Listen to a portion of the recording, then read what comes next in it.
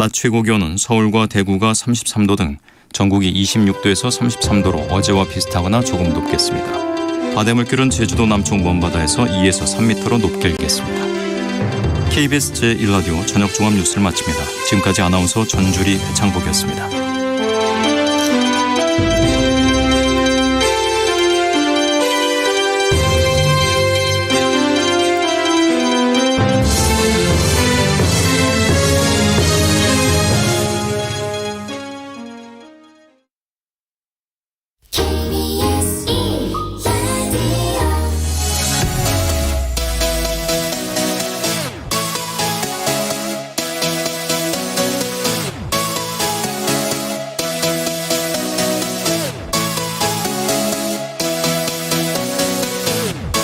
KBS 열린 토론.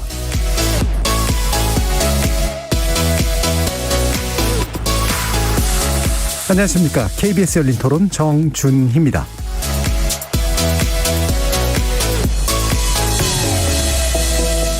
이번 주 금요일 KBS 열린 토론은 지적 호기심에 목마른 사람들을 위한 전방위 토크, 줄여서 지목전 토크로 여러분을 만납니다. 지난주에 들이닥쳤던 집중호우는 수도권, 강원, 충청 일대 등 많은 상처와 피해를 남겼는데요. 이런 상황에서도 남부지방에는 극심한 가뭄 속에 무더위가 이어지며 농민들의 시름이 깊어지고 있습니다. 극과 극으로 갈린 기상 상황은 한반도 구석구석을 서로 다른 방식으로 괴롭히고 있는데요. 문제는 앞으로 이런 이상한 날씨가 더 자주, 더 극단적으로 나타날 거라는 데 있습니다. 오늘 지목전 토크 1부에서는 한반도를 둘러싸고 일어나고 있는 이 이상한 날씨, 기상이변에 대해서 다양한 생각과 의견 공유해 보도록 하겠습니다. 2부에서는 반지하 주택에 대해서 살펴보려고 하는데요. 한때 영화 기생충이 인기를 끌면서 세계적으로도 관심을 모았던 한국의 반지하가 이번 집중호우 사망사고로 인해 또다시 주목받고 있기 때문입니다.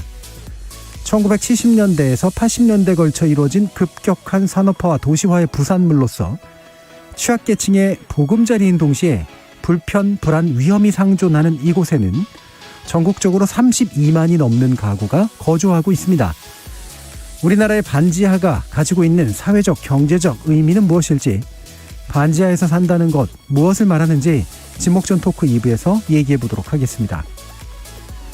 KBS 열린 토론은 여러분이 주인공입니다. 문자로 참여하실 분은 샵 9730으로 의견 남겨주십시오. 단문은 50원, 장문은 100원의 정보 이용료가 붙습니다. KBS 모바일 콩 그리고 유튜브를 통해서도 무료로 참여하실 수 있고요. 이제 콩을 통해서는 보이는 라디오로도 만나실 수 있습니다. 시민 논객 여러분의 뜨거운 참여 기다리겠습니다. KBS 열린 토론 지금부터 출발합니다. 살아있습니다. 토론이 살아있습니다. 살아있는 토론, KBS 열린 토론. 토론은 라디오가 진짜입니다. 진짜 토론, KBS 열린 토론.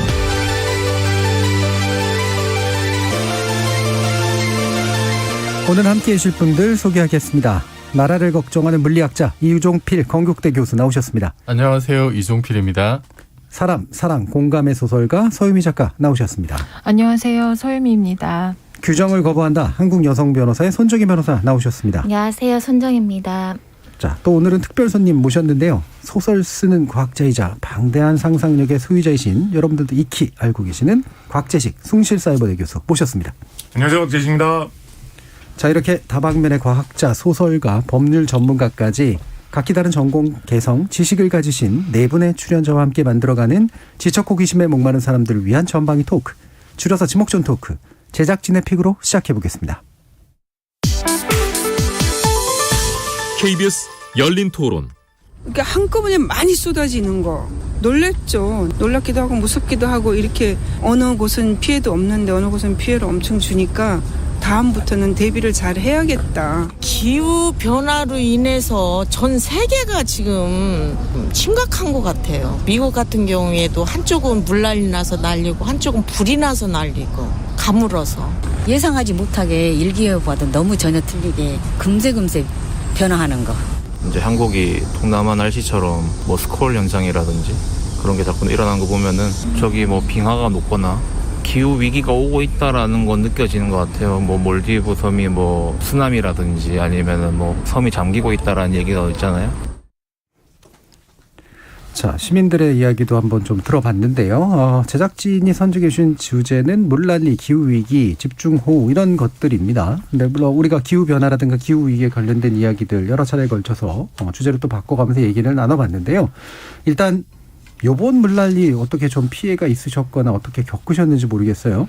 서 작가님은 잘 생존은 하신 것 같고. 네. 어떠셨어요? 저는 그날 집에 있었는데 주로 집에 있어요. 주로 집에 있는데 막 천둥 번개치고 예. 장대비 엄청 쏟아지고 그런데 천둥 소리가 좀 유난히 굉장히 자주 있고 컸던 것 같아요. 제가 아이랑 있으면서 전쟁 나서 폭탄 떨어지면 저런 소리 날 것 같다. 그러면서 좀 무섭다는 생각이 좀 들었었고 그러면서 이제 뭐 SNS나 이제 그 메시지 같은 걸로 뭐 이수역 천장이 무너진다든가 사람들이 버스 타다가 내려서 그 물속 그냥 걸어서 왔다. 뭐 차 버리고 가는 사람들이 있더라. 저는 이제 안에서 계속 보면서 진짜 전쟁 같은 일이 벌어지고 있구나. 그리고 인명 피해는 좀 없으면 좋겠다.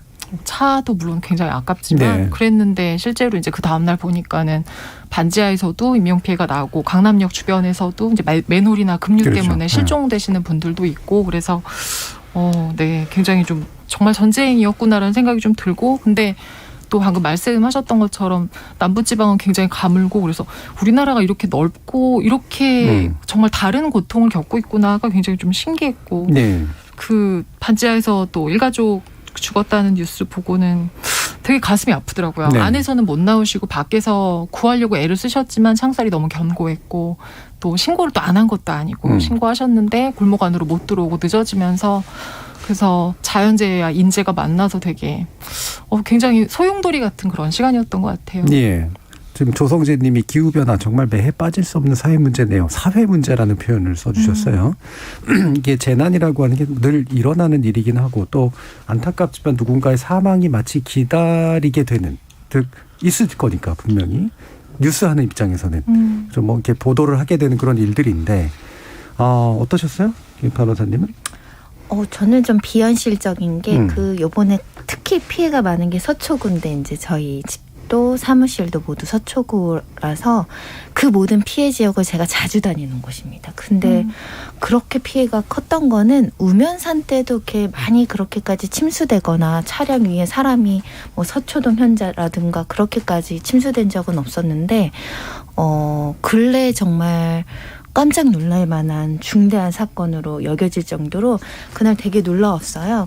그래서 정말 우리 사무실 주차장도 조금 잠겨가지고 차를 못 빼니까 변호사님들 집에도 못 가고 차 문제 될까 봐 여러 번 내려갔다 오고 저희도 이제 차 문제 될까 봐 여러 번 내려갔다 오고 모든 차들이 다 지상으로 뺄 수 있는 차들은 다 지상으로 빼고 그러더라고요. 동네에서 쭉 보니까 정말 이런 물난리가 또 있구나. 우면산 때보다 더 심각했다. 그런 생각 해보면서 어떻게 앞으로 또 이런 일이 또 생길까? 맨날 역대급이라는데 역대급이 맨날 갱신하는 느낌이어서 좀 슬펐어요.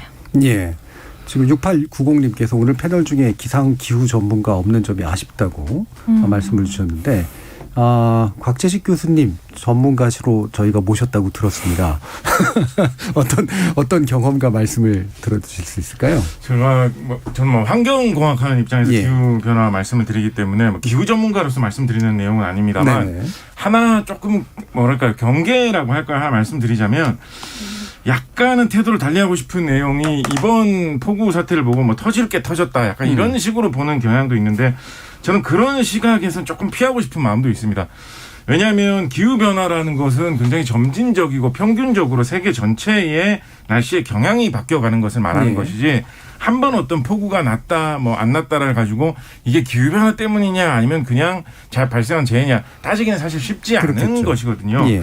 오히려 저는 어떤 걸 좀 많이 느꼈었냐면 우리나라의 이제 자연재해라고 하면 사실 크게 굉장히 많은 피해를 입히는 게 대표적인 게 태풍인데 네. 우리나라 태풍 중에 가장 역대 많이 피해를 입힌 게 2002년도에 있었던 루사라는 태풍입니다. 네. 그리고 한 두 번째, 세 번째로 평가되는 게 혹시 뭔지 아시나요? 사라호인가요? 바로 그 다음에 2003년도에 있었던 매미입니다. 그래서 2002년도 3년도에 연타석으로 역대급 태풍이 2번이나 쓸고 지나갔어요. 근데 주로 그때 남부지방의 피해가 컸었거든요. 그러니까 보도를 하는 것도 그렇고 뭐 이렇게 뭐 정치권이나 당국에 생각하는 것도 그렇고 남부지방에만 항상 태풍 오는데 또 좀 심하게 왔네 이 정도로 좀 생각했던 것 같아요. 돌아보면. 그런데 이번에 서울 수도권 경기 지역에 이렇게 폭우가 오니까 뭐 세상이 크게 달라졌나 보다. 뭐 기후변화가 굉장히 심각해졌나 보다. 이런 식으로 더 먼저 생각하는 걸 보면 약간 좀 그동안 우리나라의 여러 가지 정책이나 대책이나 뭐 심지어 자연재해를 보는 관점까지도 좀 지나치게 수도권 중심으로 좀 많이 기울어져 있던 것 아닌가. 그런 걸 좀 반대 급부로도 좀 느낄 수 있었습니다. 자, 그럼 이종필 교수님. 네. 우리 곽재식 박사님 말씀하신 게 상당히 좀 중요한 포인트인 것 같은데. 기후 변화는 타임 스케일이 굉장히 긴 거거든요. 그렇죠. 뭐 100년, 200년 최소 이 정도 보는 거고. 근데 이제 기상 이변이라고 하는 거는 그보다 훨씬 짧죠. 뭐 1년 내지는 뭐 일주일, 하루 그 동안에 어떤 뭐 이상한 일들이 벌어지는 게 이제 기상 이변인데. 근데 저는 제가 그 대학교 1학년 때가 이제 90년인데 그때도 한번 서울에 물난리가 났었어요. 그 팔당댐에서 엄청나게 방류하고 뭐 이수교차로 다 잠기고 제가 그때 기숙사에 살았는데 물이 단수되고 막 그런 불편함을 겪었던 적이 있어서 제가 그때 서울에 온 지 몇 달 안 됐을 때인데 수도서울이 이렇게 잠길 수가 있나 그거 깜짝 놀랐던 기억이 다시 났었어요. 이번에 이제 뭐 강남 일대가 잠긴 건 10여 년 전에도 있긴 있었습니다만 이번 피해는 좀 불가피한 면이 있었던 게 사실이에요. 왜냐하면은 그 동작구나 그 지역에는 정말 시간당 역대급 100년 빈도의 어떤 폭우가 내렸던 게 사실이고요. 그런데 이제 좀 안타까운 거는 이게 100년 빈도의 폭우가 내린 거는 재해가 맞는데 천재지변은 맞는데 그것으로 인해서 100년 빈도의 물난리가 났다. 서울 같은 도시에서. 그거는 좀 치수의 실패도 있지 않느냐.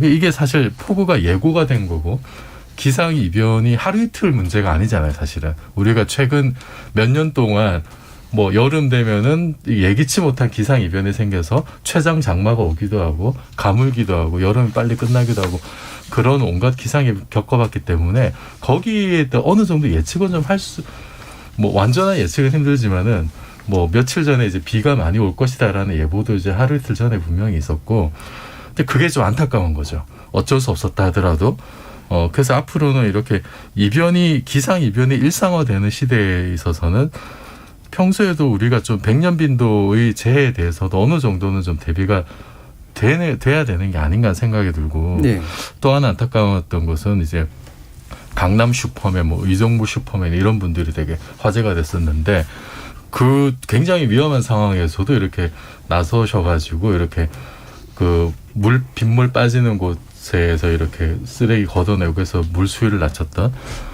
그거 보면서 아니 보통 시민도 저렇게 사실은 할 수 있는 일인데 왜 다른 국가 시스템이 작동하지 않았을까? 그러니까 보통 시민이 슈퍼맨이 되어야 되는 사회는 좀 불행한 사회일 수가 있거든요. 그래서 저거는 분명히 그 일을 담당하는 분들도 계실 테고 어떤 뭐 행정적인 어떤 역할이 돌아가야 되는 문제인데 그런 것이 작동하지 않았을 때 일반 시민들이 생존을 위해서 슈퍼맨이 될 수밖에 없는 상황. 이 상황은 좀 앞으로 안 벌어져야 되는 게 아닌가 그런 생각이 좀 들었습니다. 김정훈 님이 이번 폭우는 나쁜 기적이었던 것 같다. 정확히 어떤 의미이신지 잘 모르긴 하겠습니다만 나쁜 기적. 정은경 님은 비가 많이 왔지만 서울 강남 쪽에 특히 막대한 피해가 발생한 건 인제 맞습니다. 아스팔트로 도로를 다 덮어놨는데 물이 갈 데가 없잖아요. 라는 말씀도 주셨는데요. 전 한편으로는 어렸을 때 기억이 나. 전 어렸을 때부터 서울에 살았습니다만 중랑천 맨날 넘쳤거든요. 한강에서 맨날 수에 있었고 심지어는 더 어렸을 적은 청계천에도 물난리가 났었고 물난리가 되게 일상이었었어요. 근데 오히려 제가 자라면서 점점 줄어들더라고요. 줄어든다는 게 뭐냐면 피해는 여전히 여기저기서 나고 있었지만 이렇게 막 되게 막 수해 이재민 이런 식의 컨셉들은 많이 줄어들었고 피해의 어떤 광범위함이나 심각함에 비해서 보면 비교적 구제도 좀 이루어지고 이런 식의 이제 일들이 좀 있다가 이번에는 그게 갑자기 푹 꺾인 것 같은 그런 느낌? 이제 이런 것도 좀 이제 드는 측면도 좀 있었던 것 같고요. 제가 이제 뭐 전공자는 아니지만 지리를 한때 가르친 적이 있었는데 사실 저는 우리 같은 도시가 이렇게 이 정도로 유지되는 것도 되게 좀 신기한 일이자라는 생각이 들 정도로 이를테면 지하철이 그렇게 많고 수많은 사람들이 몰려 사는데 이 재해를 어쨌든 통제하기 위해서 굉장히 많은 노력과 시스템이 투여가 되고 있다는 그런 식의 또 얘기이기도 하잖아요. 자, 그게 이제 결국은 이제 사회 시스템의 문제하고 연관이 돼 있는 건데 일단 기본적으로 일단 관심이 두는 건 자, 이게 이제 배보상 시스템이라고 하는 것이 지속적으로 작동하는 영역인가? 나의 궁금증도 있습니다. 일단 강남에서 가장 지금 문제가 된 게 이제 제목 뉴스 헤드라인이 손해보험협회 비명질러 가장 많은 페라리 5억 원짜리도 침수돼 뭐 9,000대 나왔어, 8,000대 나왔어, 뭐 훨씬 더 많이 나왔어, 뭐 여름에 내년에 중고차 시장 위험 뭐 이런 거잖아요. 차량이 워낙에 고가인데 엄청 정말 속수무책으로 그 물에 빨려 들어가서 침수 차량도 있었고 제 지인들은 애들 데리러 갔다가 사라는 도로 왔는데 간판이 사라지는 집들이 꽤 많아가지고 차량 침수 피해가 굉장히 많았던 것 같습니다. 근데 보통 차량 같은 경우는 특히 고가의 차량은 자차 보험들 많이 들어놓으시니까 특별히 고의적으로 뭐 문을 열어놓거나 뭐 썬루프 열어놓거나 일부러 침수시킨 거 아닌 이상은 이제 보상을 빠르게 하겠다라는 게 입장이고 또 정부에서 금감원에서 독려하고 있는 실정이라서 일단 차량 같은 경우는 대부분 이제 전손 피해 입은 부분은 이제 결정이 나올 걸로 보여요. 이제 근데 문제는 집들도 일부 그러니까 아예 전손 피해가 입은 게 아니고 조금 물이 샌다거나 이런 집도 꽤 많은 것 같아요. 일단 각각의 이제 보험이 들어 있으면 보험 문제로 해결할 수 있을 것이고 특히 풍수해 보험이라고 해서 이 화재 보험 같은데 이제 특약이나 여러 가지 이제 그 풍수해 보험, 자연재해 보험 이런 거 들어놓으신 분들은 또 여기서 이제 보험이나 이런 것들을 받을 수 있는데 이것도 저것도 없는 분들이 사실은 문제인 거죠. 보험도 없고 제대로 된 체제가 아니고 심지어는 내가 이 집에서 살고 있지만 이 집에 살고 있는 근거도 없으신 분들이 있어요. 전입신고도 안 해놓고 특히 이제 가정가구 다 망가져 있는 것들은 그런 경우는 지자체나 정부의 재난지원금 이외에는 사실은 또 보호받을 길이 좀 어려운 부분들이 있어서 이런 게 항상 문제죠. 피해가 나도 시스템 하에서 보험 들고 뭐 보호할 수 있는 제도 있는 분들은 보장이 다 되는데 오히려 취약계층은 보험을 잘 안 들게 되고 관련된 서비스 밖에 있는 분들이 있는데 이런 분들은 지자체나 국가의 어떤 재난지원금인데 뭐 최대 200만 원, 최대 300만 원인데 뭐 수천만 원 피해 보신 분들도 있고 그래서 항상 부족한 게 보상이 되는 거죠. 그러면 곽재식 교수님은 우리나라의 전반적인 그런 재해 대비 시스템과 그다음에 재해를 나중에 복구하고 이런 식의 보면 어떤 전반적인 시스템이나 체계가 어느 정도 좀 이렇게 잘 갖춰진 나라 같다라는 생각을 좀 하시나요? 저는 비교적 잘 갖춰진 편이라고는 생각을 하는데요. 한 가지 이번 사건 보면서 그리고 뭐 예전부터 생각해오던 지론이기도 한데 기후변화 관련된 문제에 관해서 특히 정부에서 기후변화나 기후 관련된 재난을 보는 태도를 좀 바꿀 필요도 있지 않느냐라는 생각을 예전부터 좀 했습니다. 기후 관련된 어떤 정책이라고 하면 항상 가장 먼저 언급되고 제일 많이 나오는 게 이산화탄소 배출이 기후변화의 원인이니까 이산화탄소를 많이 배출하는 어떤 회사에게 이산화탄소를 감축하라는 어떤 뭐 명령을 내린다. 규제를 적용한다. 혹은 뭐 일반 국민들에게 뭐 일회용품 같은 거 생산하는데 이산화탄소 배출이 많이 되니까 일회용품을 사용하지 못하게 한다. 이런 게 제일 대표로 많이 언급이 됐었던 것들이거든요. 그러니까 어떻게 보면 정부 입장에서 국민들에게 뭘 하라, 이걸 해야 된다. 이런 쪽으로 뭐가 많이 진행이 됐던 거죠. 근데 저는 기후에 관련된 이런 문제들이 자꾸 발생하고 우리에게 많은 피해를 끼치는 지금 시점에서는 정부에서 국민에게 뭘 하라고 할 게 아니라 정부에서 국민에게 뭘 해줄 수 있는가를 좀 생각해야 할 때인 것 같아요. 이런 류의 폭우나 재해가 왔을 때 문제가 생기면 그게 조선시대는 그런 식으로 생각했죠. 천재지변이다. 하늘의 뜻으로 이런 일이 일어나가지고 사람이 다치고 뭐 손해를 입은 건데 그걸 어떻게 하느냐라는 식으로 생각을 했는데 지금 과학기술이 발전한 이 시대에 앞으로 기후변화의 추세 때문에 이러한 재해가 일어날 가능성이 점진적으로 더 높아질 것이다. 20년 전부터 하던 이야기거든요. 앞으로 뻔히 보이는 이야기거든요. 이런 시대, 과학의 시대라면 그냥 이런 재해가 왔을 때 정부에서 뭐 그건 어쩔 수 없는 거지. 누구 책임인지 찾아내서 처벌하자. 이런 쪽으로 가기보다는 정부에서 책임을 지고 다음 해에는 이거보다 더 적은 피해를 입도록 사상자가 나오지 않도록 책임지고 좀 관리를 하겠다라는 쪽으로 좀 태도와 시각의 변화가 필요하지 않겠나 생각합니다. 저도 이제 그 말씀이 되게 맞다고 생각이 드는데 이제 살짝 이제 구분이 좀 돼야 될 필요가 있다고 느끼는 건 이를테면 이제 탄소 중립이나 이런 것들은 전지구적으로 정부 간 협력을 통해서 이제 기업과 함께 문제를 해결해 나가야 되는 부분이라서 한편으로 진행돼야 될 일이고 또 한편에는 이제 기후변화에서 만들어지는 수많은 피해나 이런 식의 것들에 대해서는 알아서들 할 것이 아니라 이렇게 대비하고 이렇게 보상하고 이렇게 체계적으로 준비하겠습니다라고 얘기하는 거는 이게 아마도 같이 가야 될 문제인 것 같아요. 네. 어떻게 보세요, 이정택 교수님? 그 최근에 바이든 대통령이 그 이제 인플레 감소 법안 거기 이제 서명을 한 걸로 세계적인 화제였는데 그 액수가 보니까 거의 1,000조 원 가까이 되더라고요. 네, 엄청나더라고요. 역시 천조국답게. 네. 그 중에서 기후 위기와 에너지 관련된 예산이 한 절반 정도, 그 500조가 조금 안 되는 것 같은데 어마어마한 액수죠. 그러니까 그것도 사실 원래 바이든이 이제 하려고 했던 그 전체적인 뭐 경기 부양책에 비해서 굉장히 감축된 액수가 이제 그 정도인데 거기서 에너지와 기후 위기 대응이 절반이다. 이거는 굉장히 그 전 세계에 던지는 메시지가 분명히 있다고 보거든요. 물론 뭐 다가온 자기네 선거 관련된 캠페인 성격도 있겠습니다만 어쨌든 미국이 그렇게 움직이고 유럽에서도 그 그린 에너지나 이런 쪽에 대한 뭐 거의 1,000조 원 가까운 내지는 그 이상의 어떤 그 자금을 지금 쏟아부을 대비를 하고 있는데 우리는 거기에 이런 그 전 세계적인 트렌드에 얼마만큼 지금 잘 쫓아가고 있느냐. 네. 우리가 사실 지금 이제 뭐 G7, G8 이런 반열에 올라서게 된 계기 중에 하나가 디지털 전환을 잘했기 때문에 2000년대로 넘어오면서 그 덕을 굉장히 많이 받고 그래서 디지털 관련된 정보통신 관련된 여러 지표나 이런 거는 세계 탑 클래스잖아요.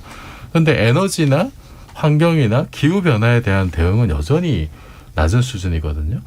그 재생에너지 그 발전 비율도 보면 우리나라 10%도 채 안 되고 뭐 다른 선진국들은 20%를 넘어가고 있는데 그래서 거기에 대해서 그 앞으로는 그 에너지 전환과 기후 위기에 선제적으로 대응을 하는 나라가 살아남게 된다.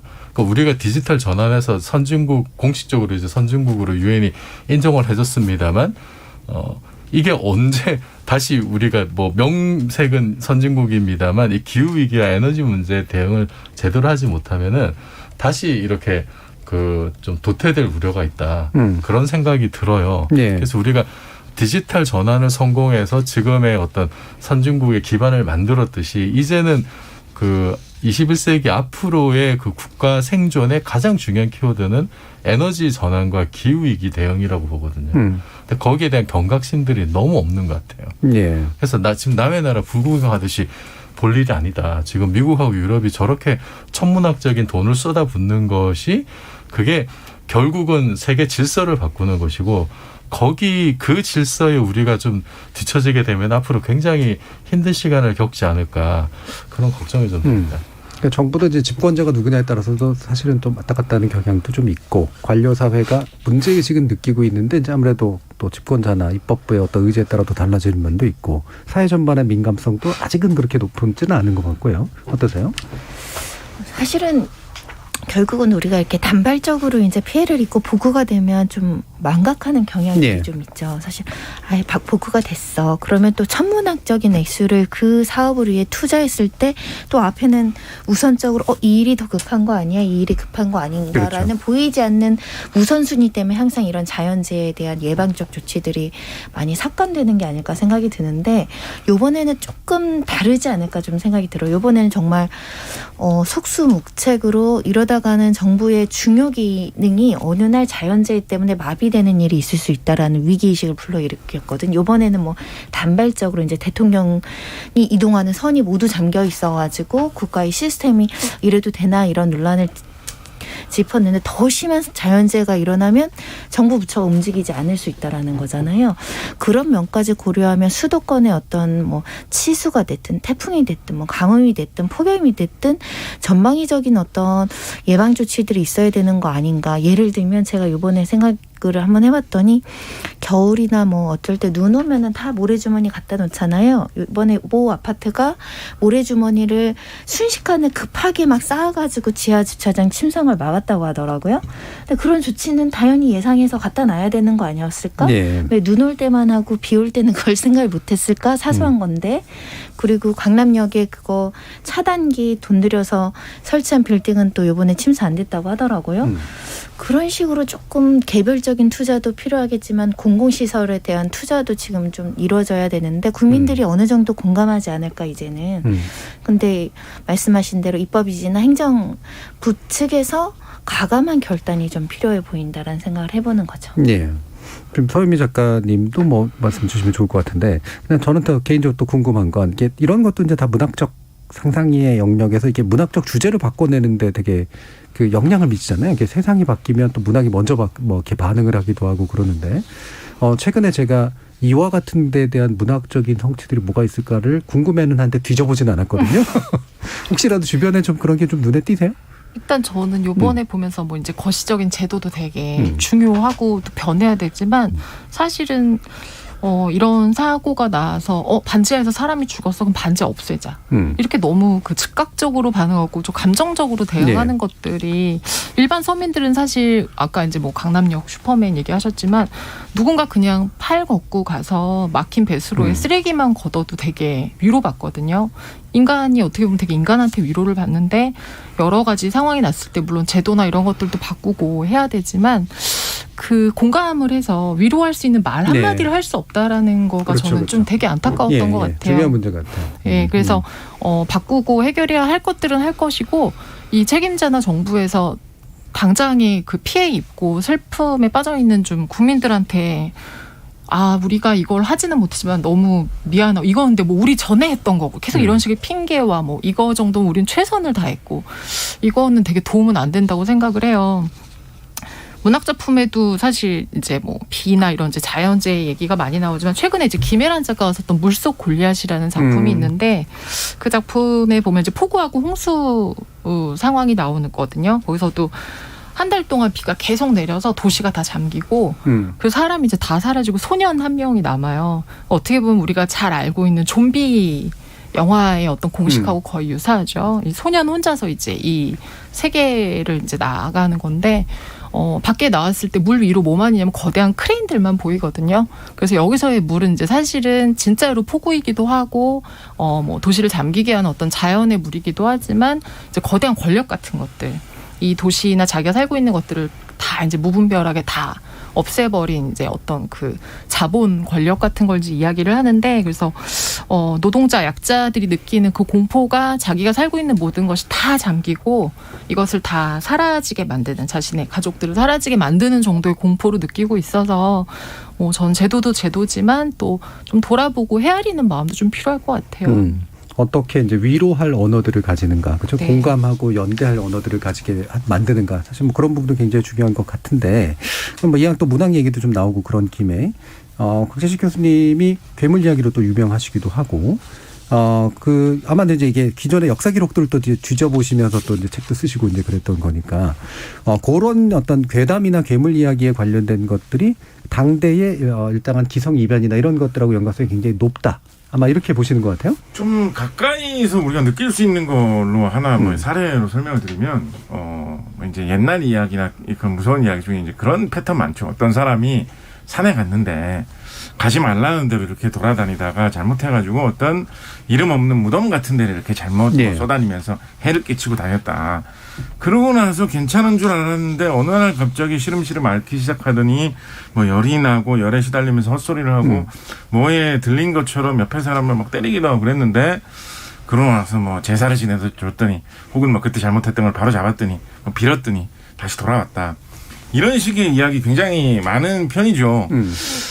이 이야기 뭐 과학적으로 해설하고 풀이하는 방법 중에 요즘 좀 딱 들어맞을 만한 이야기로는 뭐 생각해 볼 수 있냐면 진드기 생각해 볼 수 있습니다. 진드기. 네. 진드기 이제 사람 몸에 달라붙어가지고 피 빨아먹는 조그마한 눈에 잘 보이지도 않는 벌레인데 보통 이제 산에 갔다가 풀숲에 이런데 진드기가 있기 때문에 이제 물리거든요. 물리면 잘 안 느껴지는 경우도 많습니다. 아주 잘 물기 때문에. 근데 그렇게 해가지고 진드기가 세균을 전해주거나 바이러스를 전해주면 그거에 따라 이제 사람이 병이 드는 수가 있는데 가장 잘 알려진 것이 우리나라에서 이제 쯔쯔가무시증이라고 하는 거죠. 진드기 같은 경우에 쯔쯔가무시증이 걸리면 잠복기가 한 3, 4일, 4일 돼서 어디에 어떻게 물렸는지도 잘 몰라요.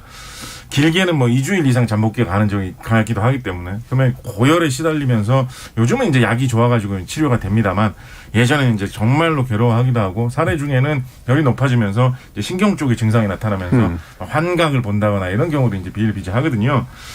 이게 당연히 쯔쯔가무시증이 진드기가 옮기는 것이기 때문에 앞으로 기후변화 때문에 우리나라는 기후변화가 일어나면 전반적인 추세가 여름이 더 길어지고 겨울이 더 짧아지는 걸로 예상이 되고 있습니다. 그럼 여름이 더 길어지면 진드기가 활동할 수 있는 시간도 더 늘어나게 되겠죠. 그래서 이런 유의 질병이 감염병이 더 증가하지 않을까라고 예상이 되고 있거든요. 쯔쯔가무시증 같은 경우에 상당히 심각합니다. 작년 같은 경우에 한 해 동안 우리나라에서 실제로 조사된 쯔쯔가무시증 발병 사례가 대충 몇 건쯤 되라면 혹시 한 몇 건쯤 될지 감 있으신가요? 대략? 한 100건? 100건? 네. 작년 한 해 동안 우리나라의 쯔쯔가무시증 사례 5,000건이 넘습니다. 엄청나네요. 네. 근데 앞으로 더 늘어날 걸로 이제 보고 있거든요. 근데 의외로 이게 무슨 기후변화와 관련돼가지고 어떤 뭐 위기다, 공포다 이런 데 의외로 잘 언급이 안 돼요. 그렇겠네. 기후변화 관련된 뭐 동물 이런 거 하면 제일 많이 나오는 게 보통 이제 북극곰 제일 많이 나오잖아요. 북극곰이 살길을 잃고. 네, 가끔 박쥐 나오고 이제. 그게 사실은 생각을 해보면 그런 우리가 아직까지도 이런 기후변화 문제를 우리의 문제로 받아들이지 못하고 좀 선진국에서 수입하는 문제로 배우는 문제로 보고 있기 때문입니다. 북극곰 같은 경우는 이제 캐나다, 미국, 알래스카에 많으니까 그 나라에서 이제 다큐멘터리 제작하면 그런 식으로 이제 만드는 건데 쯔쯔가무시증 같은 경우에는 미국, 유럽 이런 데 없습니다. 우리나라, 일본, 중국 이런 우리 지역에만 있는 거거든요. 그래서 실제 우리가 직면하고 있는 문제에서는 더 좀 가까이 와 있는 문제로 기후변화와 관련된 문제가 심각해질 가능성이 좀 보이고 있다. 이렇게 얘기해 볼 수도 있겠죠. 굳이 뭐 연관을 하자면 이제 외래종 나방이나 뭐 이런 것들이 엄청나게 옆에서 늘어났다. 여기 몇몇 동네에서는 눈에 그게 보인다라든가 뭐 이런 거하고도 연관이 되는 건데 바로 우리 옆에 실제로 어떤 일들이 늘어나고 있고 변하고 있는가 이런 것들을 추적하면 되게 좋을 것 같긴 해요. 이충민 교수님 어떻게 확실히 좀 그런 면에서의 패턴에 달라지는 점들 이런 것들이 좀 보이시나요? 그죠. 몸이 느끼는 거는 분명히 예전에는 한여름이라도 에어컨 없이 잘 살았는데 뭐 지금은 에어컨 없는 여름을 상상할 수도 없는. 젊으셔서 그랬던가. 가난하고 젊어서. 그랬을지도 모르죠. 그런 변화가 있고. 근데 저는 또 이제 그 숫자에 좀 익숙하다 보니까 자료를 찾아보니까 그 국립기상과학원에서 지난 100년 동안 한반도 기후변화를 이렇게 조사한 게 있더라고요. 그 이제 방금 말씀하셨듯이 여름이 19일 증가했고 겨울은 18일 감소했고 그리고 놀라운 게 최근 30년 기온이 20세기 초반보다도 1.4도씩 상승했어요. 한반도 우리나라가. 근데 이게 그 전 세계 연평균 기온이 그 2021년 기준으로 보면 산업화 이전보다 한 1.1도 정도 올랐습니다. 그러니까 대략 한반도의 그 연평균 기온 상승이 전 세계 평균보다도 높은 수치거든요. 그리고 해양규 분석 보고서도 기상청에서 낸 게 있는데 거기에 나온 거 보면은 한반도 주변에 수온 상승한 게 0.2도 정도인데 이거도 전 세계 평균 한 2배 정도. 그러니까 굉장히 심각한 거죠. 전 세계가 온난화의 영향을 받는 것도 심각한데 한반도는 거의 그것보다도 훨씬 더 높은 수준으로 지금 영향을 받고 있는 거고 그래서 뭐 예를 들면 이제 작년 2021년 기후 분석 결과 이런 거 보면은 뭐 서울이 작년 7월 폭염 일수가 뭐 15일로 역대 3위, 열대야는 17일로 역대 2위 뭐 이런 식이거든요. 그 아까 말씀드렸듯이 뭐 2020년에는 사상 최장기간 장마가 왔다가 그 다음에는 또 장마가 굉장히 또 이렇게 줄어들었고 그리고 또 하나 그 패턴이 강한 강수는 증가하는데 약한 강수는 감소하고 그러니까 굉장히 양극화가 이제 진행이 되고 있는 거죠. 그래서 이게 지금 옛날에 우리가 생각했던 어떤 그 체험적으로 봤던 어떤 그 예상 가능한 기상 패턴 이런 법칙들이 다 깨지고 있는 거잖아요. 뭐 겨울에 사만사온, 뭐 그다음에 7월 장마하고 8월 폭염 있고 태풍 지나가고 그리고 추석 오고 이게 지금 안 들어맞는 거예요. 안 들어맞고 뭐 좀 극단적인 형태 중부지방에는 엄청난 폭우 쏟아지는데 남부지방에는 엄청나게 가뭄이 있고 그래서 이게 지금 기상 이변이라고 우리가 말을 하지만 이제는 이변이 오히려 일상화된 게 아닌가 네. 그런 생각이 들어요.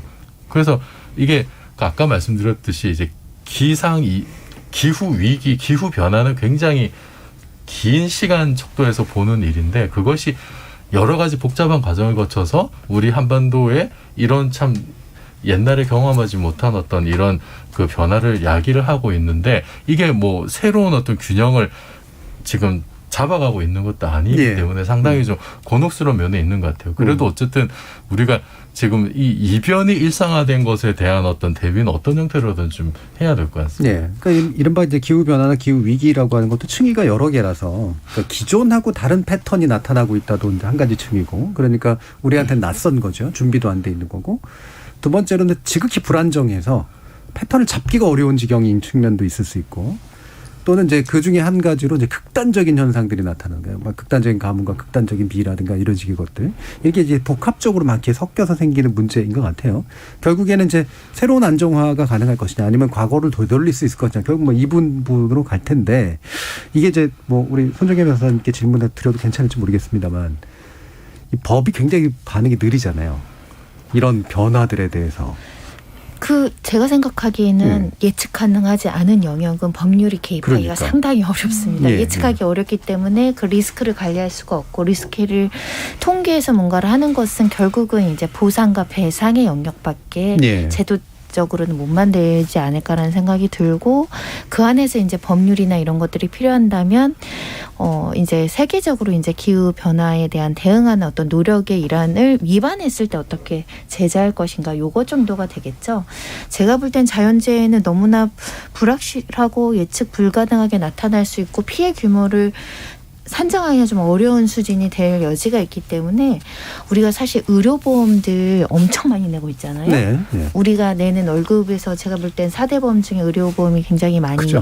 근데 앞으로는 자연재해 같은 보험이 의료보험에 상응하는 수준으로 우리가 부담을 하면서 근로소득세를 산정하는 게 되는 날이 와야 되는 거 아닌가.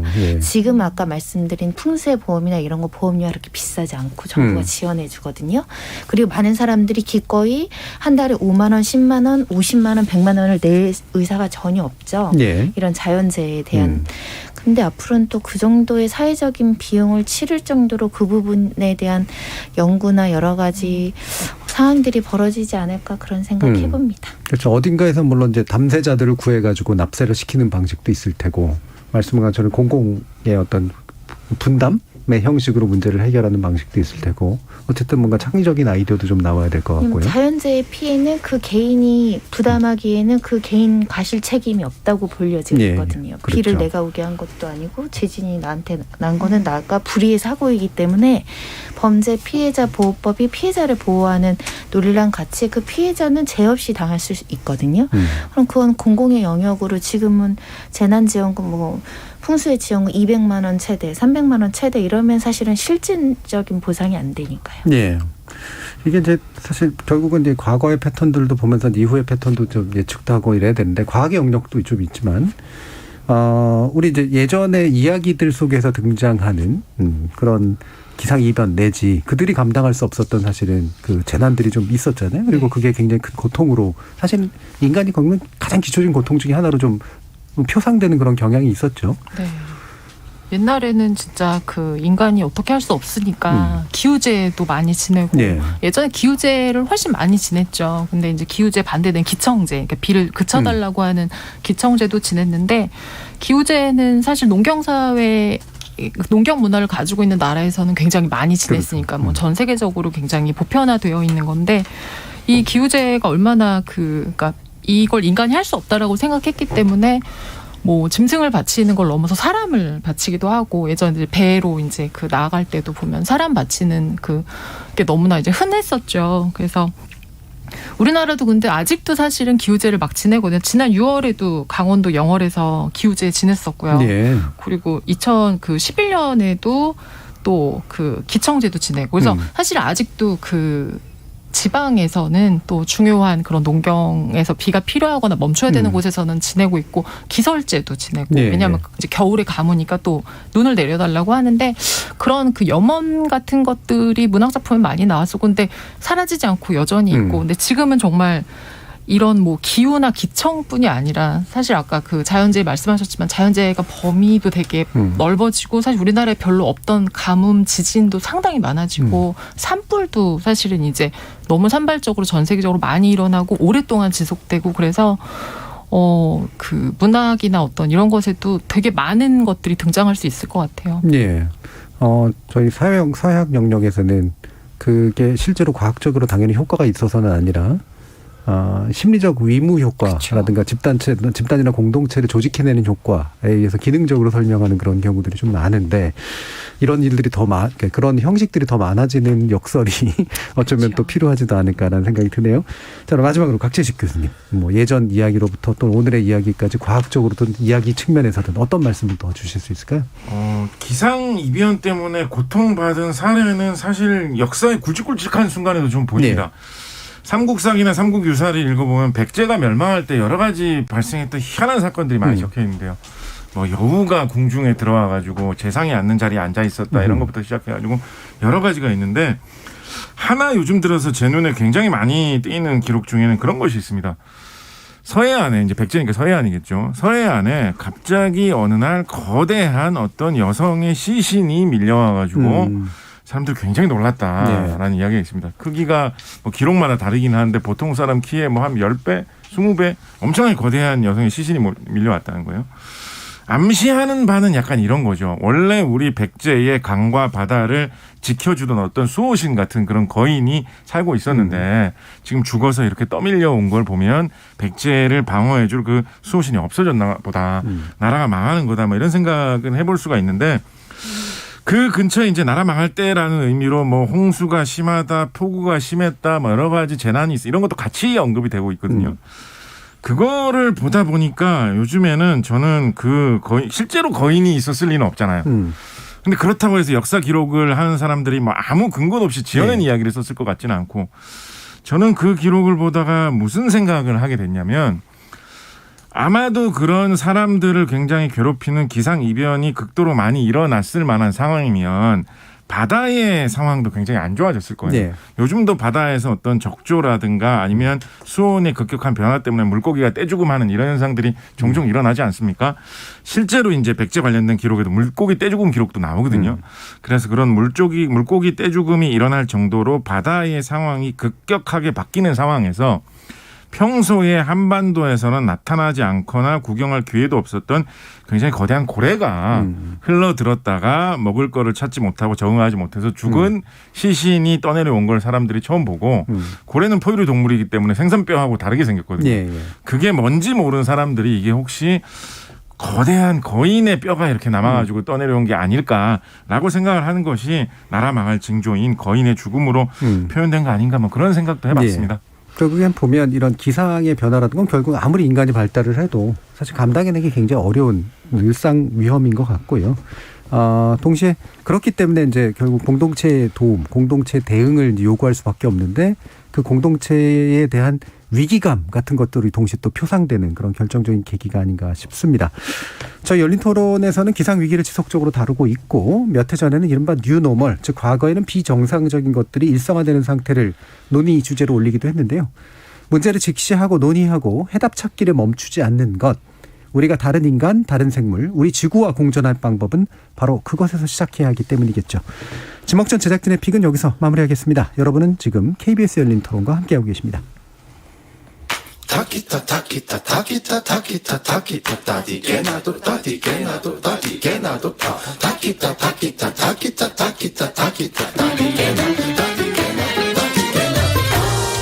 물음표가 느낌표로 바뀌는 순간 KBS 열린 토론 그 어둡고 습하고 그런 느낌이 떠오르네요. 반지하도 뭐 이번에 뭐 폭우나 이런 거에 보호를 받을 수 있을 만하게 환경이 개선이 돼야겠죠? 저도 어릴 때 살긴 했었는데요. 단점이라면 곰팡이가 좀 피거나 좀 습했던 거? 그런 거 빼고는 나쁘지 않았던 기억이 나요. 가난하게 출발을 했기 때문에 반지하에도 살아봤죠. 열심히 살기 때문에 나중에 아파트까지 가게 됐고, 그러나 지금에 와서는 변경된 그런 시스템으로 변해야 되지 않겠느냐 하는 생각이 듭니다. 저는 앞으로 신규 주택을 지을 때는 없애는 게 맞다고 생각해요. 관리가 안 되니까 이런 식으로. 너무 속수무책으로 당하고 이제는 좀 없어져야 되지 않나. 네. 뭐 살고 싶어서 거기 사나요? 이런 격차들이 좀 해소되고 기본적으로 살 수 있는 권리들이 좀 더 확장되면 좋겠어요. 예. 지적 호기심에 목마른 사람들을 위한 전방위 토크. 소설 쓰는 과학자 곽재식 교수, 이종필 건국대 상호교양대 교수, 소설가 서유미 작가, 손정희 변호사 이렇게 네 분과 함께하고 있습니다. 자, 출연자의 픽은 손정희 변호사님이 가져오셨는데요. 저희가 그래도 그러니까 2주마다 한 번씩 할 때 그래도 호호 깔깔하면서 그래도 한 번을 하는데 두 번째 주제도 이거 절대 웃을 수 없는 주제를 가져오셨어요. 사실 첫 번째 주제랑 좀 연관되어 있죠. 예. 이번에 홍수 피해 때문에 외신에서 특히 우리나라의 반지하 문화에 대해서 콕콕 찝는 정말 어떻게 보면은 이런 거를 기사를 이렇게 내는구나 싶을 정도의 보도들도 좀 나왔고, 또 이제 반지하를 둘러싼 정치권의 공방도 좀 있었고, 아까 작가님 말씀하신 것처럼 반지하를 없애는 게 답은 아니다. 그리고 실질적으로 반지하가 서민의 주거 대책으로 굉장히 실효적으로 역할을 해온 국가이기 때문에 이 반지하에 대한 경험, 또 반지하를 상징하는 대한민국의 현실 이야기 해보고 싶었습니다. 예. 그래서 자, 두 번째도 웃지 못하면서 이제 다양한 슬픈 이야기들이 아마 나오지 않을까 싶은데, 죄송한 얘기지만 반지하면 가장 먼저 이분 중에 떠오르는 건 이성진 교수님이 떠올라요. 왠지 막 살아보셨을 것 같기도 하고. 저 2번 살아봤어요. 그러니까. 예. 대학교를 제가 학부를 5년 다녔는데 5년째 다닐 때 그 선후배 4명이서 이렇게 방 3개짜리 반지하 방에 같이 살았거든요. 그 위치가 그 신림이동 도림천 바로 뒤쪽이었어요. 그 이번에도 그 동네가 침수된 걸로 알고 있는데 거기가 좀 저지대거든요. 그 도림천이 평소에는 건천인데 그 해에도 비가 많이 와가지고 도림천 수위가 이제 막 올라왔어요. 그러면은 어떻게 되냐면은 이 반지하에 이 하수가 역류를 합니다. 물도 안 빠지고. 그래서 여름 내내 굉장히 고통스러웠어요. 제가 그때 대학원 입시 준비하고 있었는데 공부도 제대로 못하고 뭐 주인 아줌마한테 얘기해도 이게 해결할 방법이 없다 그러고. 그래서 이후로는 나중에 제가 이제 그 반대편 신림 구동은 좀 언덕이잖아요. 네, 높이가 있죠. 지대가 높은 곳에서 반지하에서 살면서 제가 박사과정 4년을 거기서 살았는데 거기는 이제 뭐 물 걱정은 없었습니다만 여전히 이렇게 그 사람들 다니는 어떤 그 길보다도 낮은 곳에 내 시선이 머물러 있다라는 것이 굉장히 여러 가지로 참 안 좋은 영향을 미치더라고요. 이게 뭐 이렇게 커튼이나 창문을 제대로 열지도 못하고 그런 추억이 있어요.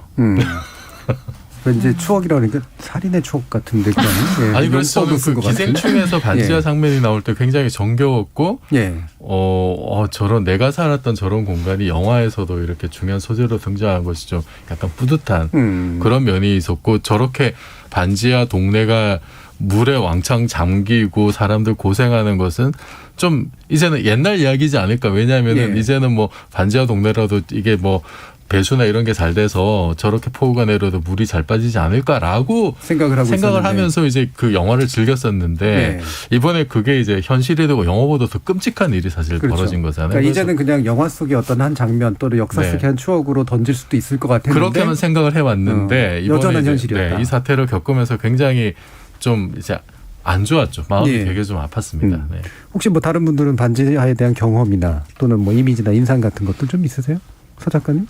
저는 예전에 집 보러 다닐 때 그 뭐 반지하하고 엄밀하게 따져보면 개념 차이는 있겠습니다만 그 반지하 같은 정도의 느낌을 주는 집을 층수를 지층이라고 표시하던 게 기억이 나더라고요. 그래서 이거를 내놓는 사람도 지하라는 말은 어감이 안 좋아가지고 가능하면 반지하보다 지층이라고 말할 수 있는 집이면 지층이라고 하는구나. 나는 뭐 그런 느낌을 강하게 받았던 기억 나고요. 한편으로 생각해 보면 우리나라 거주의 역사에서 1920년대만 하더라도 그때는 집을 지으면 소위 말하는 이제 개양 한옥 형태의 집을 새로 많이 지었었거든요. 요즘 한옥마을 같은 데 남아 있는 집 보면 1920년대 그때 전으로 지은 집이 많고, 그런데 100년 사이에 지금은 전 국민 가구 수의 반 이상이 아파트에 사는 시대로 넘어온 거거든요.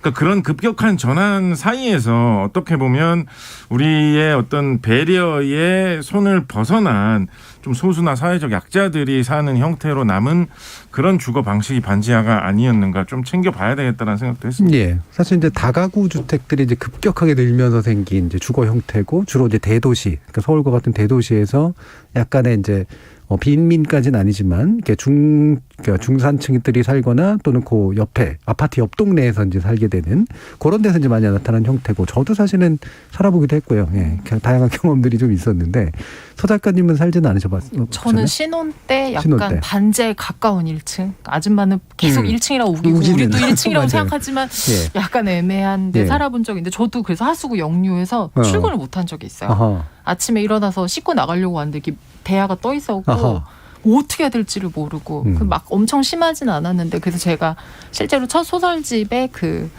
반지하에서 물 나서 그 자기가 친구 집에서 놀고 왔는데 그 모든 가재 도구들이 물 위에 떠 있는 걸 목격하는 장면을 쓴 적이 있었거든요. 근데 저도 이번에 그 반지하 나오는 그 소식을 들으면서 그 BBC에서도 막 그랬잖아요. 이 기생충 영화보다 더 한국의 현실 자체가 더 현실의 결말은 더 최악이다. 이렇게 이제 아주 그 되게 단언적으로 이제 했는데, 영화 생각이 저도 많이 났었어요. 거기서 그 남매가 와이파이 잡기 위해서 조금이라도 더 와이파이가 잘 잡히는 곳을 찾아서 이렇게 천장에 가까이 막 이제 그 지상에 가까이 붙으면서 그 앉아 있었던 모습도 생각이 났고, 그리고 실제로 이제 그 기생충 영화에서 또 아예 폭우 내려서 집이 잠기는 장면이 아예 이제 등장을 했었잖아요. 근데 그 장면이 저한테도 되게 인상적이었는데, 그 장면이 언제 등장을 하냐면, 이들이 그 박 사장이 캠핑 갔을 때 거기서 술판 자기 집처럼 막 벌리고 나서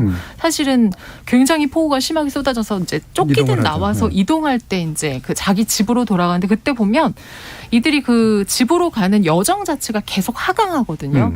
부자 동네에서 내려와서 지하터널 건너서 또 내려와서 동네로 올 때 또 계단을 내려와서 집으로 왔는데, 그 밑에 보니까 이렇게 다 물에 잠겨 있는 그 장면이 되게 인상적이었는데, 이들이 어떻게 보면 뭔가 자기들이 거기에 속해 있다라고 착각했던 것에서 퇴출당하는 어떤 그런 장면이어서 반지하로 쫓겨나는 것 같은 장면이었는데, 여기서는 이제 일가족이 살기도 하지만 실제로 지방에 이제 살거나 처음 이제 그 수도권이나 서울에 와서 학교나 이제 회사에 다니게 되는 분들이 혼자서 사실 자취할 때 반지하에 많이 있거든요. 그래서 혼자 있는 것도 사실 굉장히 어려운데, 심리적으로 그 집에 이제 물난리가 나거나 이럴 때 이제 굉장히 힘들죠. 그래서 그런 분들, 그래서 가족이 아니라 이제 혼자 있는 그 젊은 친구들이, 그리고 또 이 반지하가 사실은 수도권에 굉장히 거의 95% 이상이 다 수도권에 있더라고요. 그렇죠. 그래서 어떻게 보면 지방에서는 경험하지 못하던 형태인데 서울에 있어야 되기 때문에, 수도권에 있어야 되기 때문에 있다가 뭐 그냥 괜찮은가 보다 이제 당하는 경우가 많아서 또 되게 좀 서러움을 많이 느낄 수 있을 것 같아요. 지금 유튜브에서 이제 프라이드님은 반지하의 옥탑방을 동일선상에 많이 놓던데요. 옥탑방이 훨씬 좋습니다. 라는 말씀 주셨고요.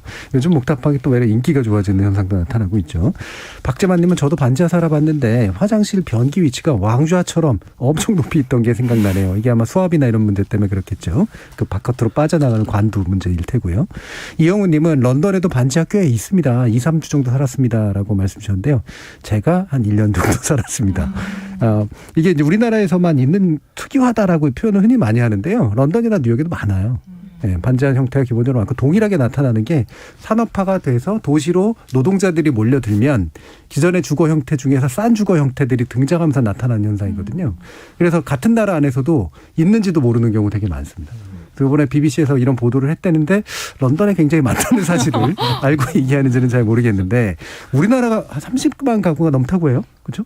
실제 좀 역사를 찾아보니까 좀 흥미롭더라고요. 일단은 60년대 이전에는 아예 국가에서 지층에 주택의 거실을 설치하면 안 된다는 금지 조항이 있었다고 합니다. 네. 그전에 사실 생각해 보면은 옛날 시골에 지하까지 파면서까지 집을 만들었던 기억은 별로 없잖아요. 없죠. 근데 70년대 이르러서는 이 주택을 만들 때 지하실을 의무적으로 만들려고 또 이제 조항이 바뀌게 되는데 방공호 개념들이 있었죠. 그러니까 군사적 목적입니다. 이제 혹시라도 위험한 상황에서 대피할 수 있는 공간도 될 수 있고 방공으로 쓰일 수도 있는 군사적 목적으로 우리가 지하를 만들었는데 실제로 지하실을 파놨더니 사람들이 어떻게든 쓰고자 하는 욕구가 있으니까 대부분의 가정들은 이제 창고로 썼다는 거예요. 근데 80년대 이르러서 말씀하신 것처럼 서울로 젊은 사람들 모두 시골에서 일하려고 오는데 주택은 부족하고 특히 이제 일반 주택이 금액들이 이제 비싸다 보니까 일단은 지하에 이제 새들어 사는 사람들이 늘어나게 됐고 정부에서도 사실상 묵인 상태로 빠졌다라는 것이고요. 그러면서 사실상 84년도에 이르러서 다세대 주택이 합법화되면서 이 지하층을 이제 가구로 쓰는 것도 이제 허용이 됐다 이렇게 보셔야 될 것 같은데 지금 건축법도 사실 반지하라는 표현은 없고요. 지표면이 아래인 층 뭐 이 정도로 이제 규정되어 있거든요. 바닥에서 지표면까지 평균 높이가 뭐 해당 층의 높이의 2분의 1 뭐 요 정도 기준이 있지 반지하라는 개념 자체는 법조항으로는 하나도 없는 조항이라는 거고 지금도 상습 침수 우려나 여러 가지 우려가 있는 경우에는 지하의 건축이나 이런 걸 허가하지 않을 수 있다라고는 되어 있는데 대체적으로 허가를 다 했다가 또 요즘엔 또 허가를 전부 안 한다 그러고 이제 또 정부가 전부 없앤다 그래서 이제 지하실에 사시는 분들은 오히려 반대하고 있는 상황. 아까 그 옥탑도 좋다고 하셨긴 했는데 대체적으로 옥탑보다 지하층이 면적이 넓대요. 그렇죠. 그러니까 예를 1인 가구는 옥탑이 훨씬 좋은데 4인 가구가 사는 거주 형태는 또 반지하가 더 좋다 이런 말씀들도 많아서 당장 뭐 월세 20만 원 더 준다고 해서 우리가 나갈 수 있는 상황이 아니다 이런 목소리도 나오고 있기 때문에 이 반지하가 실질적으로 자연재해는 취약하지만 또 저렴한 금액의 거주권을 보장하는 형태로 우리나라에서 발전을 수십 년 동안 해온 상황이어가지고 이걸 단기간에 없앨 수 있을까? 그럼 임대주택을 훨씬 많이 만들어야 되는데 뭐 그런 고민이 들 것 같습니다. 그러니까 이게 런던에서는 이게 베이스먼트 플랫이라는 표현을 많이 쓰고요. 이제 뉴욕에서는 베이스먼트 어파트먼트라고 이제 많이 그러는데 저 찾아보니까 2021년에 뉴욕에서 홍수가 났었고 이때 13명이 사망을 했는데 11명이 바로 이제 불법적으로 개조된 반지하층에 살아가지고 문제가 돼서 이게 이제 한때 사회 문제가 됐었던 그런 경우가 있다고 하더라고요. 그래서 여기서 왜 일리건이란 말을 굳이 붙였을까 싶었더니 이런 이제 베이스먼트 어파트먼트라고 하는 컨셉으로는 있는데 거기에는 안전시설이 이제 달려있도록 하는 그런 규정들이 있는데 이것을 벗어나서 불법 개조한 형태들이 결국에는 사망자를 만들어낸 것의 굉장히 중요한 원인이었다. 이제 이런 식의 이제 뉴욕타임스 분석이 좀 있었어요. 이게 곽채식 교수님 이게 보시면 우리나라의 반지하라고 하는 게 반지하 자체가 사실은 엄금되거나 근본적으로 불안한 구조이냐 아니면 일정한 안전 구조와 함께는 공존할 수 있는 구조냐 어떻게 보세요? 예민한 이야기죠. 함부로 쉽게 말할 수 없는 예민한 이야기이긴 한데 일단은 반지하가 안전 목적상에서 불리할 수밖에 없는 점이 있는 건 맞습니다. 뭐 하다못해 뭐 오늘 물 얘기 많이 했는데 뭐 공기나 배기 같은 거를 생각을 해봐도 예를 들면 안 좋은 공기가 아래로 깔린다 뭐 이런 것만 생각을 해봐도 화재 났을 때 어디가 취약하냐 이런 것만 생각을 해봐도 사실은 더 안전상으로는 좀 위험할 가능성이 더 높은 거는 맞다고 볼 수 있을 겁니다. 그렇지만 이제 그런 만큼 그러면 그런 상황 속에서도 어느 정도 최소한 안전을 확보할 수고 지낼 수 있도록 좀 당국에서 좀 더 신경을 쓰고 돌보려는 그런 태도가 같이 좀 가야 되겠다라는 생각해 볼 수 있겠죠. 그러니까 이게 그 규제를 외국 같은 경우는 좀 찾아봤더니 이제 탈출로가 2개 이상 있어야 된다. 반드시 빛이 드는 이제 그 창문이나 이런 설비들이 있어야 된다. 그렇지 않으면 이제 허가가 나지 않는 그런 방식으로는 약간 중간 타협지대를 좀 만들어 놓은 것 같은데 사실 이제 우리나라에서는 법적으로 뭔가 명확하게 된 거라기보다는 이게 이제 왜 제가 알기로는 1층과 2층이라고 하니까 이렇게 층고 제한이나 이런 데서 용적률 제한에서 피해가기 위해서 도입된 이제 그런 독특한 개념이라고 좀 들었어요.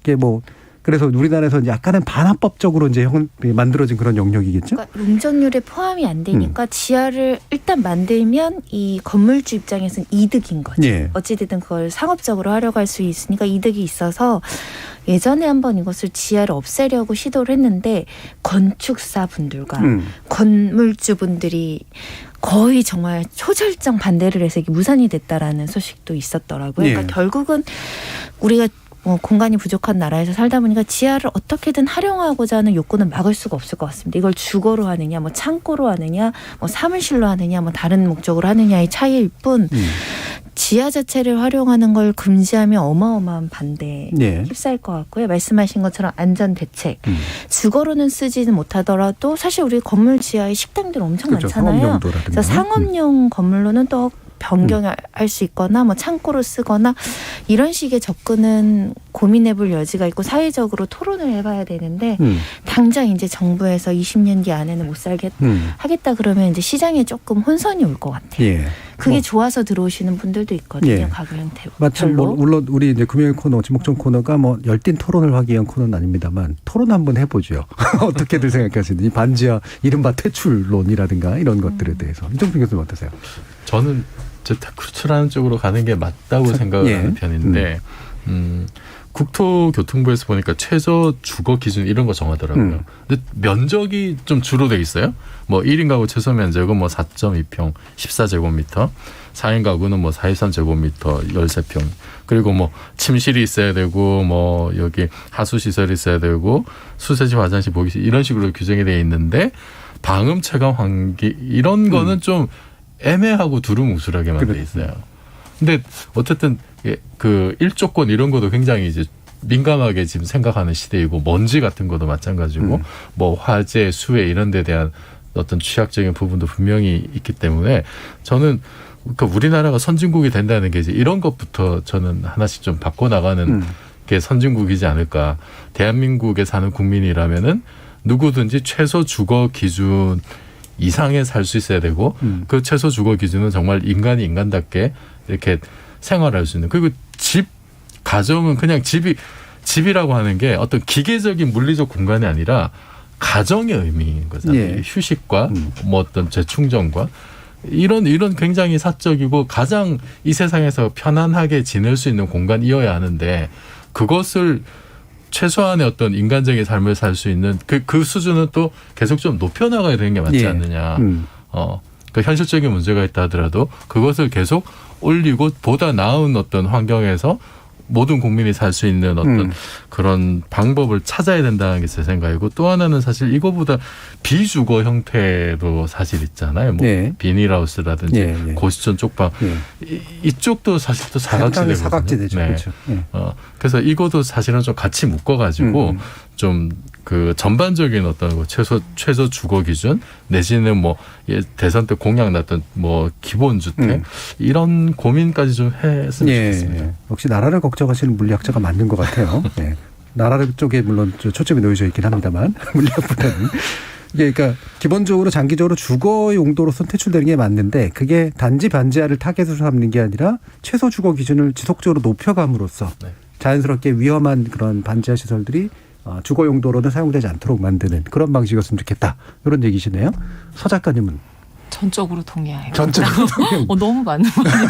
근데 정말 새로 짓는 건물에는 주거 형태로 지하를 넣지 않는 건 맞는 것 같아요. 근데 저는 지금 이제 있는 형태의 그 반지하 주택을 없애겠다는 게 어떻게 가능한지는 잘 모르겠어요. 근데 되게 또 다양한 방식으로 활용은 할 수 있지 않을까. 왜냐하면 대부분의 아까도 나왔지만 반지하가 있는 건물 자체가 다세대 주택인 경우이고 다세대 주택에 계신 분들은 이제 세를 받아서 이제 그렇죠. 또 주인분들이 또 사시는 분들이 많아서 아마 그분들도 또 서민이시고 그래서 그거는 굉장히 이분들한테는 어쩌면 밥줄이 또 끊기는 일일 수 있기 때문에 이게 단순히 이거에서 문제야 그럼 이거 없애서 될 거는 아닌 것 같아서 그분들에게도 뭔가 뭐 그 시설을 좀 다르게 활용할 수 있는 그런 방안이 좀 마련이 되어야 이분들이 사람을 들이지 않으면 지하를 어떻게 활용할 수 있겠다가 좀 되지 않을까 싶어요. 사실 그 문제는 풀려면 풀 수 있는 방법들은 많은데요. 예를 들면 주차장 설비를 반드시 갖추도록 하기 위해서 예를 들면 시가 이제 주차장의 설비를 지원해 주는 그런 형태를 취한다든가 이런 것들이 있으니까. 자, 그럼 곽 박사님은 어떠십니까? 어떤 입장이세요? 저는 함부로 하다가 욕을 많이 먹을지도 모르지만 좀 그래도 민감한 만큼 해야 되는 얘기를 하나는 짚고 넘어가고 싶은데요. 중기 이상의 상황을 봐서 우리가 반지하 같은 주거를 줄여나간다라고 하면 반드시 필요한 게 사실은 재개발입니다. 네, 그렇죠. 그런 주거 지역이 있는 곳을 딴 도시 경관이 되도록 바꾸는 건설 작업을 하는 수밖에 네, 없거든요, 결국은. 그런데 뭐 항상 지적되는 이야기입니다만 우리나라에서는 재개발을 한다 혹은 재건축을 한다고 하면 기본적으로는 그게 이제 돈 버는 문제가 되죠. 그렇죠. 네. 누가 돈을 어떻게 벌 것인가, 여기에 돈을 집어넣으면 누가 하루아침에 부자가 될 것인가, 그 문제로만 생각을 합니다. 거기서 사는 사람들이 실제로 어떻게 살아가게 될 것인가, 그 개발 작업을 통해서 거기서 지금 고통을 받고 있는 주거 형태에 있던 사람들이 어떻게 삶의 질이 더 높아질 것인가, 그 실제로 살아가는 문제를 조금 더 우선순위에 놓고, 심지어 공공 입장에서 생각해야 되는 정부 당국조차도 재건축이나 재개발 문제로 가게 되면 이게 부동산 시세에 어떤 영향을 그렇죠. 미칠까? 이게 중산층의 어떤 투자 심리에 어떤 박탈감을 주지는 않을까? 이걸 너무 최우선으로 지나치게 많이 생각하는 경향이 있다라고 보거든요. 네. 그래서 중산층의 어떤 뭐 박탈감이나 혹은 뭐 지나친 투기에 쏠린다, 이런 건 물론 중요한 문제지만 못지않게 이 사회적 약자 계층, 소외 계층의 주거를 어떻게 개선해 나갈 수 있을 것인가 하는 문제도 재개발, 재건축과 항상 같이 엮어서 그 문제를 좀 더 우선순위에 놓고 생각해 볼 필요도 있다고 봅니다. 저도 이 재개발 재건축이 하도 이제 그 부유함의 문제로 자꾸 이제 환원이 돼서 사실 이렇게 주거 환경의 개선의 문제로 실제로는 파악이 돼야 되는데, 그래서 이걸 약간 부정적으로 보다가 서울 안에만 해도 아직도 여전히 많은 굉장히 낙후된 주거 지역들을 보면 이거는 애초에 뭔가 재개발 재건축을 통하지 않으면 도무지 해결이 안 되겠다라고 생각되는 그런 지역들이 분명히 많더라고요. 또 아무리 이제 도심 환경 재조성 사업이라든가 이런 것들도 있긴 있지만 그 방식으로 해결할 수 있을까라는 고민도 분명히 좀 있고요. 다른 시각으로 접근도 필요하다고 보이는데 아까 일조권 말씀하셨지만 일단 반지하의 치명적인 문제는 호흡기 질환이거든요. 이게 사실 건강보험료가 증액되는 사유들이죠. 그래서 이게 단발적으로 이게 어떤 부동산 시장에 미치는 영향이나 단기간으로 이제 집주인들 월세를 못 받고 일단 퇴거하는 문제도 있겠지만 기본적으로 우리 국민의 건강권을 위해서는 이 곰팡이, 습기, 환기 이런 것들이 안 되는데 오래 노출되면 건강권에 대한 위해가 있으니까 건강권 보장에 대한 접근 차원에서도 또 시도를 하면 이해관계인들을 조금 설득해 나갈 수 있지 않을까 그런 생각도 많이 들거든요. 반지하에서 오래 살아서 이렇게 좀 안 좋아지셨다는 분들 저 꽤 많이 봐가지고 실제로. 그래서 건강권이 굉장히 중요하고 그게 건강이 해쳐지면은 건강보험료 증액 사유로도 되니까 여러 분야의 어떤 전문가들 이야기를 들어봤으면 좋겠고 이제라도 좀 전수조사까지는 아니더라도 침습의 우려가 있는 곳을 선정하고 그리고 건강을 정말 심각하게 진 햇빛 하나도 안 들어오거나 그런 데를 한번 해보고 그래서 아주 최극단적인 주거에 있는 분들을 가려내서 이분들은 좀 어떻게 지원을 해주는 방향으로 최우선적으로 해서 공공임대 아파트 남아있는데 꽤 있다고 들었거든요. 근데 거기에 만약에 어떤 조부모와 사는 아이가 산다거나 이러면 사실은 우리가 정말 안타깝잖아요. 그러니까 가장 최악의 주거 환경 먼저 구출을 하는 작업을 좀 해줬으면 좋겠어요. 실제로 굉장히 중요한 문제 지적해 주신 것 같아요. 그러니까 이게 뭐 시나 또는 이제 국가에서 개개인들이 어떤 주거 형태에서 어떻게 살아가고 있는지가 기본적으로 파악이 돼야 문제 해결을 위해서도 뭔가 뭐 지원을 해주건 아니면 뭔가 이렇게 재구조화하는 그런 방법을 취하건 간에 가능할 텐데 그것이 없기 때문에 생기는 문제가 훨씬 더 큰 것 같다.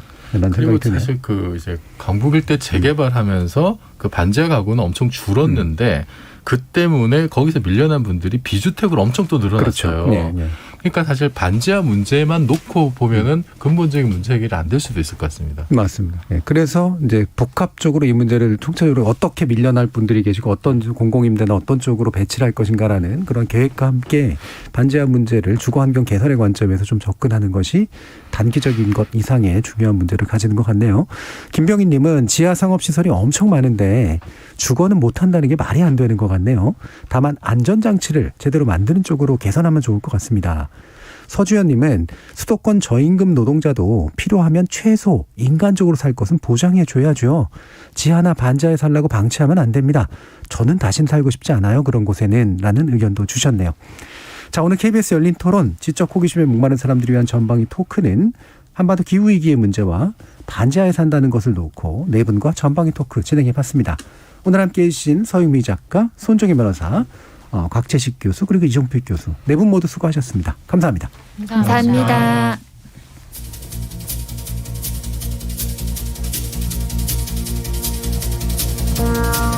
성북동 메마른 골짜기에는 조용히 앉아 콩알 하나 찍어 먹을 널찍한 마당은커녕 가는 데마다 채석장 포송이 메아르쳐서 피난하듯 지붕에 올라앉아 아침 구공탄 굴뚝 연기에서 향수를 느끼다가 산 1번지 채석장에 도로 가서 금방 따낸 돌 온기에 입을 닦는다.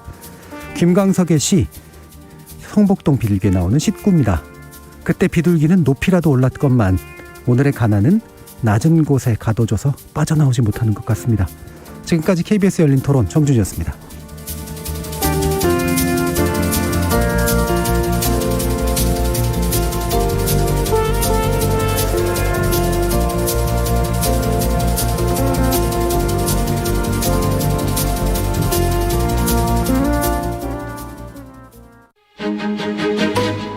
코로나19가 면역 감소와 새로운 변이 확산으로 다시 증가하고 있습니다.